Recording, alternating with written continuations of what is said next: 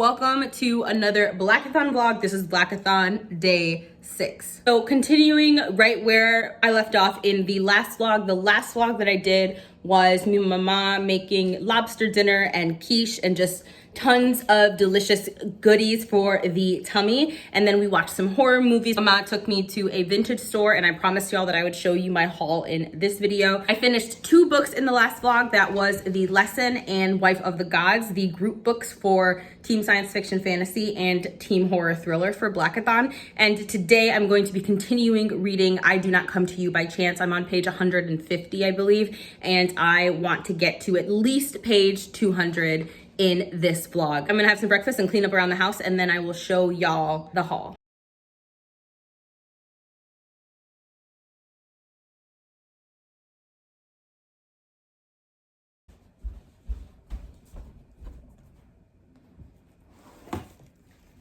Bye.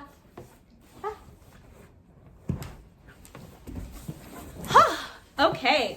So I have a big box of goodies here that we got from the vintage store, and I'm so excited to show them off. Looks like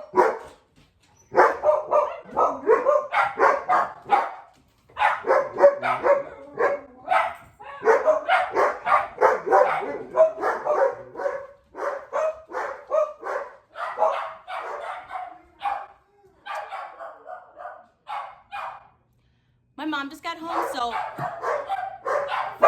I'll have to finish this later. All right, so take 2. Mom got me these really comfy socks because I love walking around in shorts and a cozy pair of socks in my house. There's nothing like it. And then I found this beautiful vintage serving tray. It's in fantastic condition. It does have some scratches, but not as many as one might think. This is a tea set that I just fell in love with. Like, I was literally carrying it throughout the store. I didn't want to put it in the cart. I didn't want to put it down, and my mama wrapped it very neatly. So you'll see it in a future vlog when I'm at home having tea. But now let's get into the book. So I have a bunch of books here. I'm not sure how many. They are all backlist titles.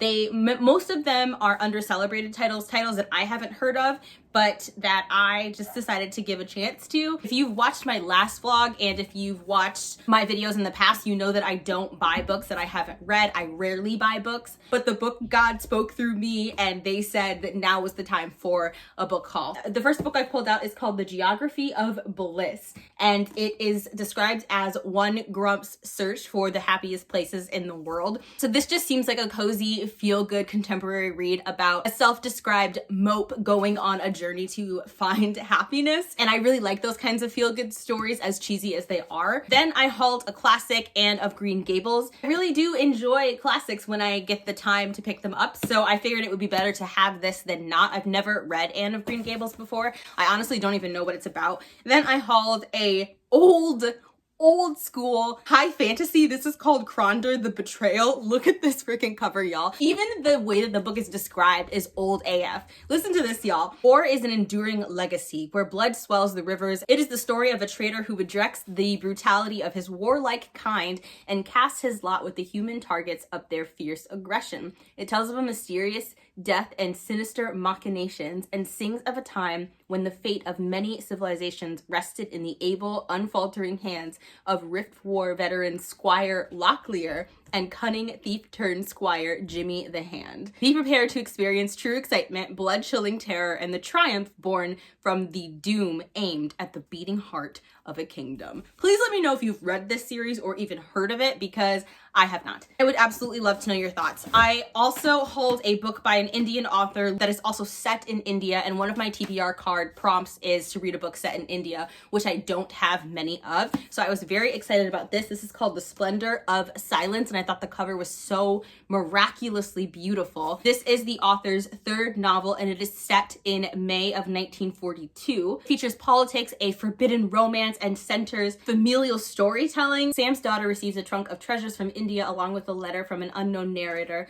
that finally fills all the silences of her childhood, telling the story of her parents' passionate and enduring love for each other that throws them in the path of racial prejudice, nationalist intrigue, and the explosive circumstances of a country and a society on the brink of independence from British rule. Then I have a book that I've also never heard of. This is called The Animators. This is probably the book that I'm arguably the most excited for because the synopsis is so interesting. It is a debut novel. We are following best friends and also artistic partners. A decade goes by and both of them are on the brink of stardom, but a rivalry springs up between them. It is described as a funny, heartbreaking novel of friendship, art, and trauma, and it's about the secrets we keep and the burdens we shed on the road to adulthood.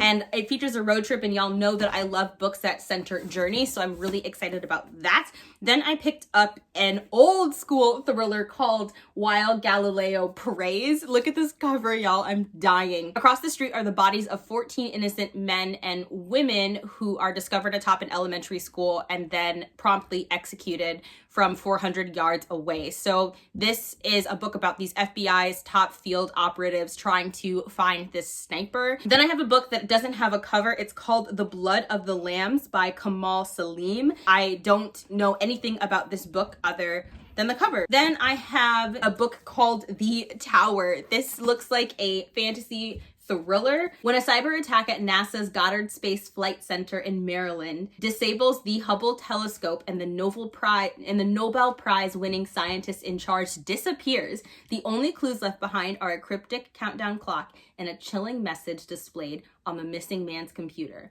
Mankind must look no further.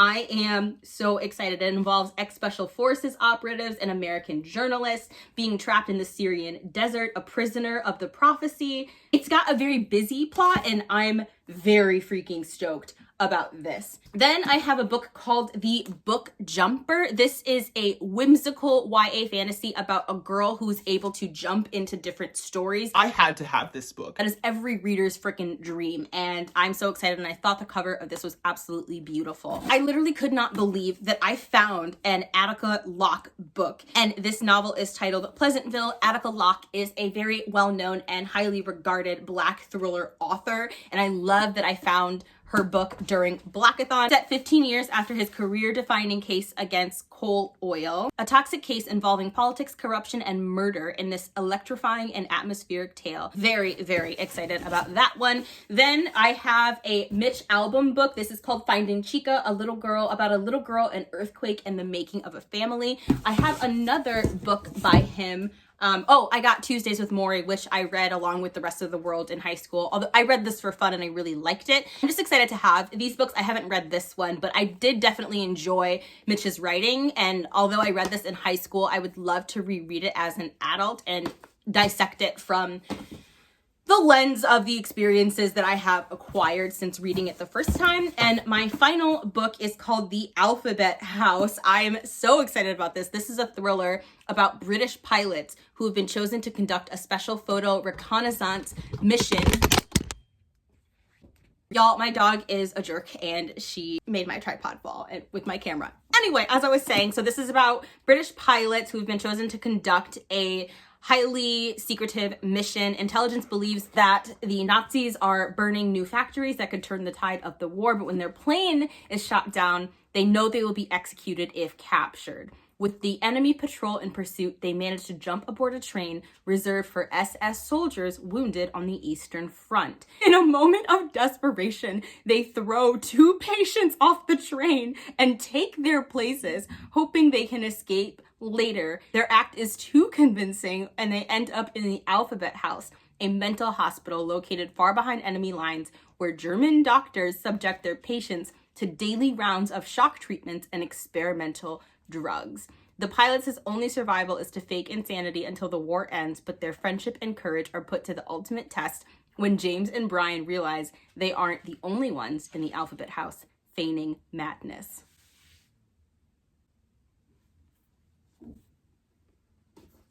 That book can either be really good or really, really bad. And I'm very excited to find out which it is. Now I'm gonna show y'all the clothing that I got. I also got a weighted blanket that was on sale. It was only $16 and I'm so excited because I've wanted a weighted blanket for the longest time, but just haven't been able to afford one and couldn't like justify actually buying one.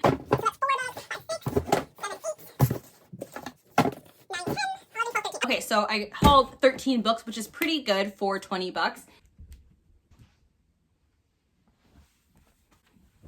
Okay, now for the clothing that I have hauled, I got this really cool cowl neck gray sweater that I'm so excited to wear. I also hauled this Metallica long sleeve. I've been needing more long sleeves and I feel very at home in this shirt. Then I got some workout clothes. I think this one might be my mom's. Mama, did you get me this peach? Yes. You did, huh? Yeah.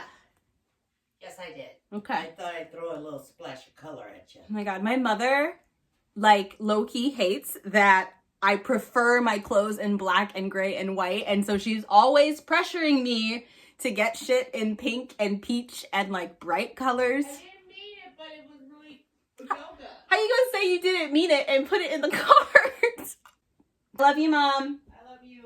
Okay, so then I got another long sleeve zip up for my yoga, and this was a sweater that my mom got me in one of the earlier Blackathon vlogs. I showed this off. It says, "You had me at pumpkin spice." My mother also grabbed this long sleeved gray shirt that says Camp Now or Now Camp. And then I got a bunch of pants for yoga. Snow pants? No, they're yoga pants. Oh, snow camp. Yeah, you're right. It does say snow camp. I'm trying not to unfold them because you did such a nice job folding them. And then I got some lounge pants. These are all basically just fitness loungewear. I got a couple sports bras and then another just gray hoodie. Like, I like neutrals. Okay, that's my style. Okay, I'm going to do some stuff with my familia and then I will check in with y'all later. A little butter and flour. You making a roux? I did make a roux, and now I'm making the sauce. So I'm going to use fat-free beef broth.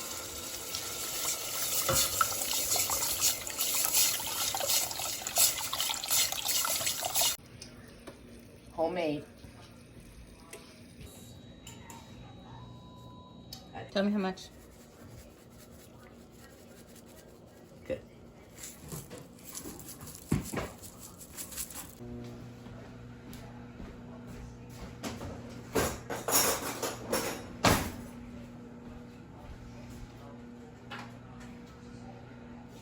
Giving me something.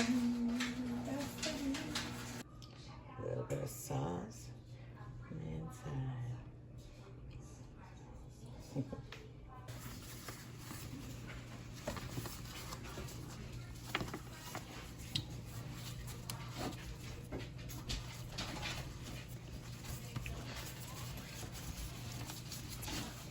Yeah.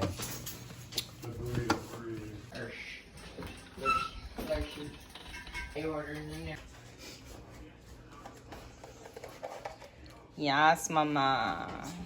Yes. Yeah.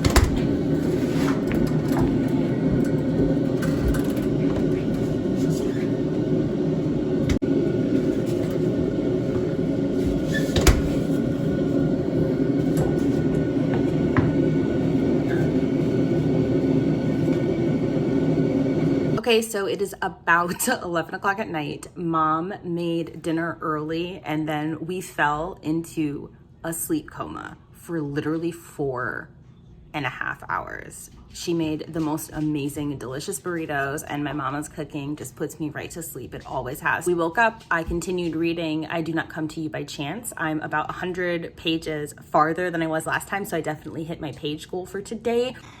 This book is so good. I'm really loving it. It's taken some major turns and twists, and I am just so fascinated by so much of the content. It talks a lot about the reasons why some folks get involved in the, I think it's called 419 scams, and become scam artists and con Westerners out of their money. I have so many thoughts about that topic, and I'm just really enjoying the way it's presented in this novel. The one criticism that I can say is that this book came out, I believe, in 2009. Sometimes I feel like there's a little bit femme hate that I just don't like, intended to be social commentary. I'm not sure, and I'm not sure that it succeeds at being social commentary. I'm not sure if it is successful at being satire, so I do want to make sure that I talk about that. And then I also want to acknowledge, though, that I could be missing something culturally, and that I'm reading this book from the lens of somebody who is a privileged Black American living in the United States. So I want to be upfront about that. So I packed my car, and I'm gonna be leaving at 7 o'clock in the morning. So my mom and I are about to get in the hot tub. We're gonna have a little late night hot tub session, and I will check in with you before bed, or maybe this might be where I end the vlog. We'll see.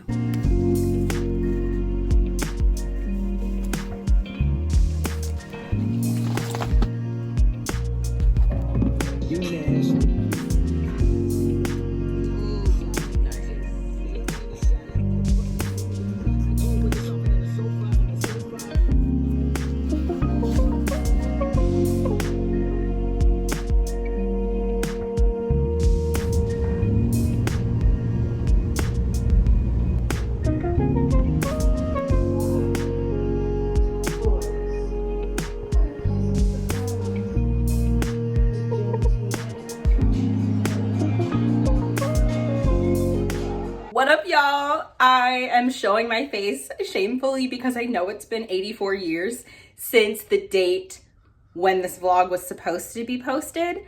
I am so sorry for who and what I am as a person. But I'm going to finally wrap up this vlog and post it. If you haven't seen the other vlogs in this series, I'll leave them linked down below. Sorry it took me so long to wrap this series up, but I want to do the last challenge for day 7 of Blackathon vlogging. I did this a while ago and I just never filmed me actually doing it and then uploading the vlog because I'm a procrastinator. This is my drawing. I'm gonna give you some hints. This is a child.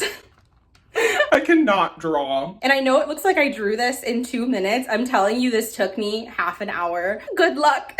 Good luck guessing who this is. I'm sure no one's gonna get it because everyone's gonna be like, what the hell is that? Like, is it suffering? Okay. See you next time.